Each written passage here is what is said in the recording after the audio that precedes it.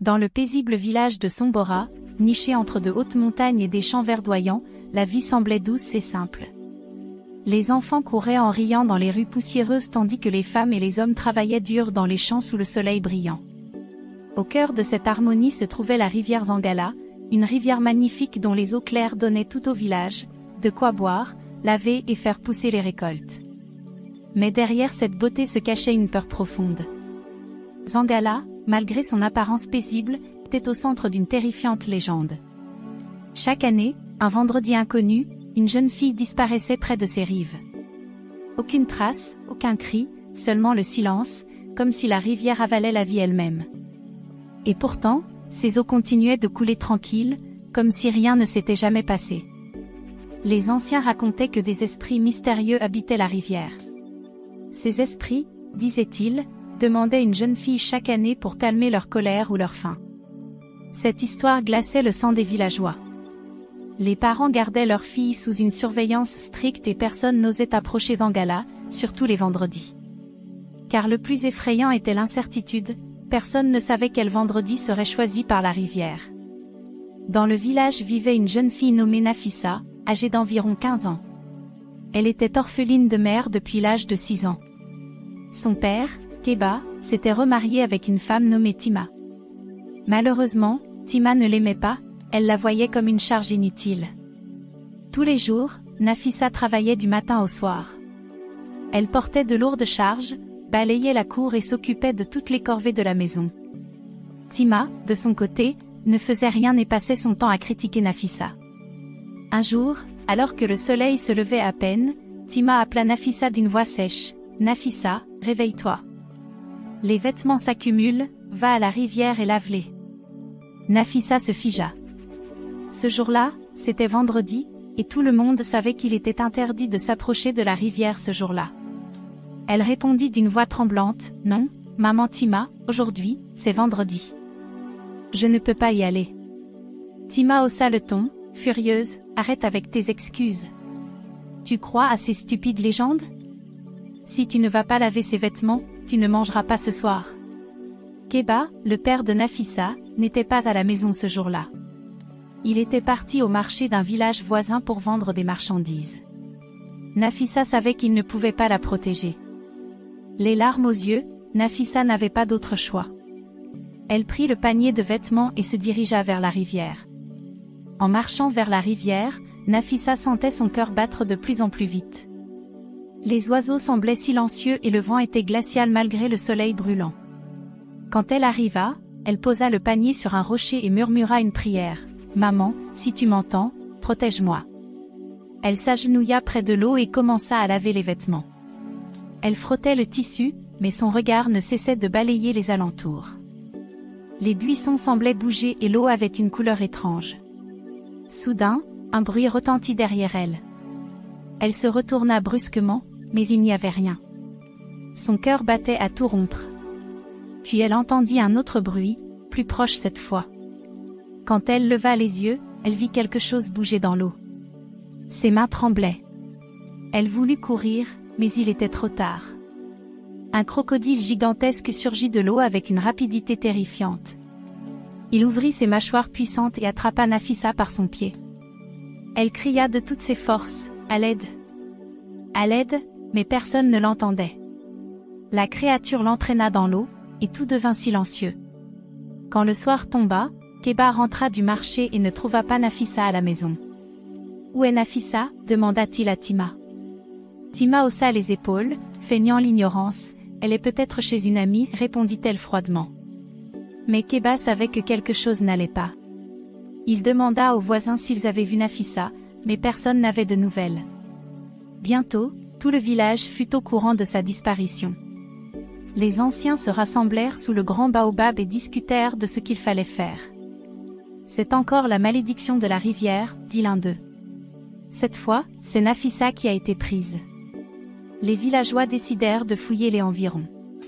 Ils cherchaient Nafissa partout, mais il n'y avait aucune trace d'elle. Finalement, ils interrogèrent Tima, « Tu es la dernière à avoir vu Nafissa. Où est-elle » Tima, effrayée, finit par avouer, « Je l'ai envoyée laver des vêtements à la rivière. » Les villageois crièrent de colère. « Comment as-tu pu faire une chose pareille un vendredi? Tu savais que c'était interdit. » Keba tomba à genoux, dévasté. « Nafissa, ma fille ?» Après la disparition de Nafissa, la tristesse et la peur envahirent les cœurs. Personne n'osait parler à voix haute de ce qui était arrivé. Pourtant, Hassan, un jeune homme courageux et proche de Nafissa, ne pouvait pas rester les bras croisés. Il ressentait une étrange compassion pour elle, un désir de l'aider sans savoir pourquoi. Il refusait d'accepter qu'elle soit perdue à jamais. « Je vais la retrouver », déclara-t-il avec détermination. Cette annonce fit grand bruit dans le village de Sombora. Les anciens, alarmés, convoquèrent une réunion sous le grand baobab.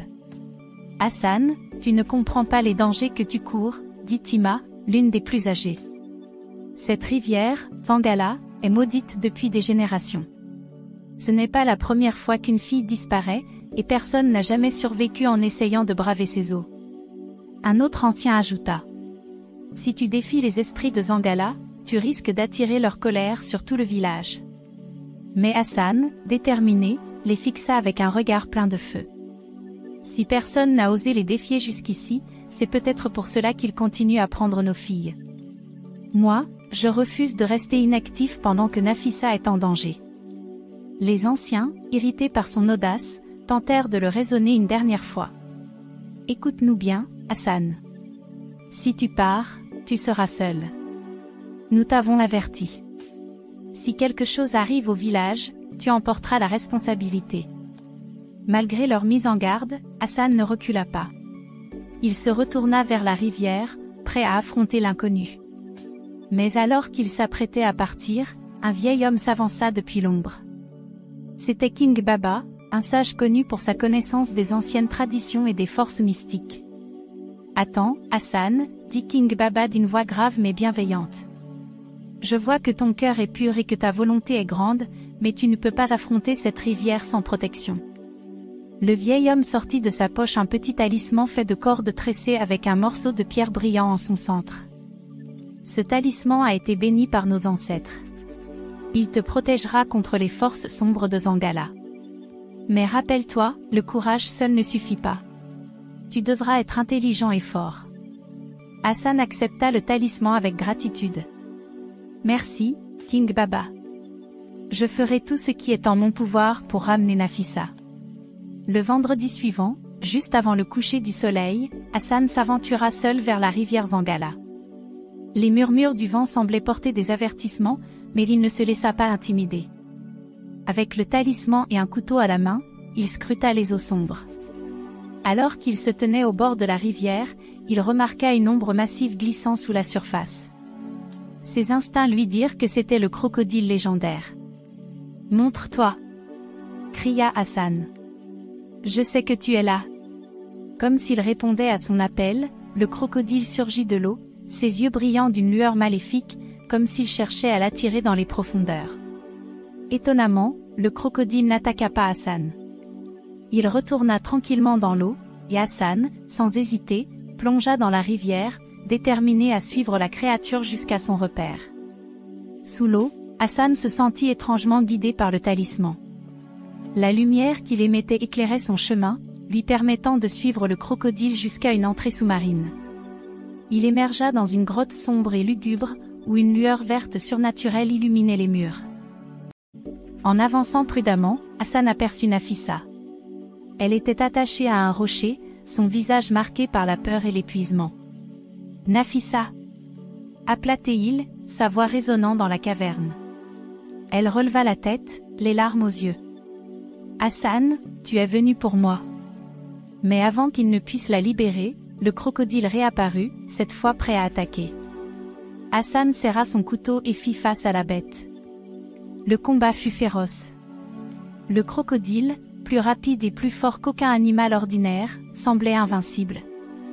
Mais à chaque attaque, le talisman brillait intensément, repoussant la créature. Finalement, Hassan parvint à blesser mortellement le crocodile, qui se transforma sous ses yeux. Il ne s'agissait pas d'un simple animal, mais d'une vieille femme au regard cruel, une sorcière. « Vous croyez m'avoir vaincu » ricana-t-elle. Vous ne comprenez rien à ce que vous affrontez.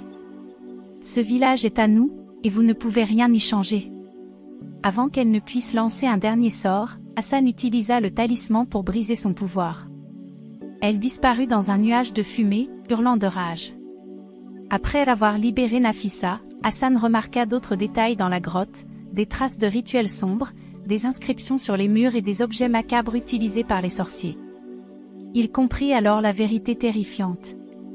Chaque fille capturée par la rivière n'était pas tuée immédiatement. Les sorciers attendaient un second vendredi pour accomplir leur rituel, un moment où leur pouvoir atteignait son apogée. Pendant cette période d'attente, ils abusaient de leurs victimes pour leur propre désir avant de les sacrifier pour renforcer leur magie noire. Hassan serra les poings de colère en pensant aux autres filles qui n'avaient pas eu la chance d'être sauvées. « Nafissa, tu as survécu grâce à un miracle, » murmura-t-il. « Mais nous devons partir d'ici immédiatement. » Il porta Nafissa, affaiblie, hors de la grotte et nagea jusqu'à la surface. Lorsqu'Hassan et Nafissa revinrent au village de Sombora, les habitants furent stupéfaits. Beaucoup pensaient que Nafissa était perdue à jamais. « Elle est vivante !» cria quelqu'un dans la foule. Keba, le père de Nafissa, courut vers elle, les larmes aux yeux. « Nafissa, ma fille, je pensais t'avoir perdue pour toujours. » Il se tourna vers Hassan et lui saisit les épaules. « Merci, Hassan. Tu as sauvé ma fille. Tu es un héros. » Mais Hassan, le regard sombre, répondit. « Ce n'est pas encore terminé. Les sorciers responsables de cette malédiction sont toujours parmi nous. Ils doivent être arrêtés pour que cela ne se reproduise plus jamais. » Les anciens, honteux d'avoir refusé d'agir, baissèrent les yeux. Certains murmurèrent entre eux, mais personne n'osa contredire Hassan. Pendant ce temps, après la lourde défaite que Hassan leur avait infligée, les sorciers du village de Sombora ne pouvaient pas tolérer qu'un jeune homme remette en question leur tradition ancestrale. Remplis de rancune et de soif de vengeance, ils se rassemblèrent en secret dans la forêt. « Ce garçon ne peut pas défier nos pratiques impunément, » murmura l'un d'entre eux. « Il doit payer pour son insolence. » Cette nuit-là, alors que Hassan dormait tranquillement, les sorciers apparurent mystérieusement dans sa chambre, prêts à attaquer. Ce qu'ils ne savaient pas, c'est que Hassan possédait une force extraordinaire offerte par King Baba. Quand ils s'approchèrent, Hassan, alerté par leur présence, se réveilla. Ses pouvoirs surnaturels lui permirent de repousser leur attaque avec une détermination inébranlable. Le combat fut féroce, mais les sorciers, effrayés par sa puissance, prirent la fuite vers la forêt. Refusant de les laisser s'échapper, Hassan les poursuivit jusqu'au cœur de la forêt. Là, une bataille acharnée s'engagea, et Hassan combattit les sorciers. Le lendemain, plusieurs anciens du village impliqués dans ces pratiques maléfiques tombèrent gravement malades et périrent, mettant fin à leur emprise sur la communauté. Tima, rongée par le remords, implora le pardon pour ses actes. Nafissa, avec une grande compassion, lui accorda son pardon, mais Keba, incapable de surmonter sa colère, décida de divorcer. Dès lors, la paix revint dans le village de Sombora. Les années passèrent sans qu'aucune autre fille ne disparaisse. Quelques années plus tard, Nafissa et Hassan avaient grandi. Un jour, ils se retrouvèrent au bord de la rivière Zangala, et Nafissa, profondément amoureuse de Hassan, n'hésita pas à lui avouer ses sentiments. Ils vécurent ensemble, entourés de leurs proches, et bâtirent une vie pleine d'amour et de bonheur. Leur union symbolisait la victoire du bien sur le mal. Leur histoire devint une légende transmise de génération en génération, rappelant à tous le pouvoir du courage, de l'amour et du pardon. Merci d'avoir regardé cette vidéo. Si vous avez aimé la vidéo, abonnez-vous et à la prochaine.